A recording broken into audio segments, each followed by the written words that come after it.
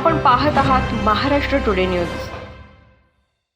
नमस्कार, स्वागत आहे आपलं महाराष्ट्र टुडे न्यूज मराठी या वृत्तवाहिनीवर। पाहूया महाराष्ट्रातील काही घडामोडी। केज तालुक्यातील येवता येथे राम फेरीचे आयोजन करण्यात आले होते, तर फेरी दरम्यान गोमातेचे पूजन करण्यात आले।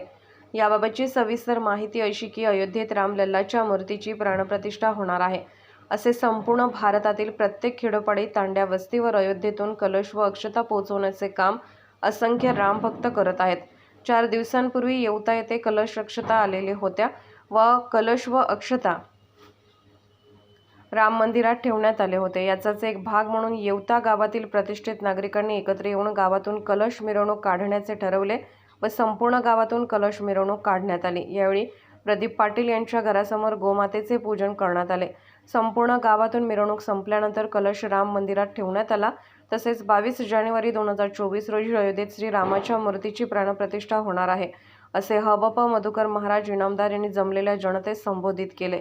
यावेळी गावातील भजनी मंडळ, लहान थोर मंडळी मोठ्या संख्येने उपस्थित होते। महाराष्ट्र टुडे मराठी प्रतिनिधी वसंत सोनवणे, बीड केज।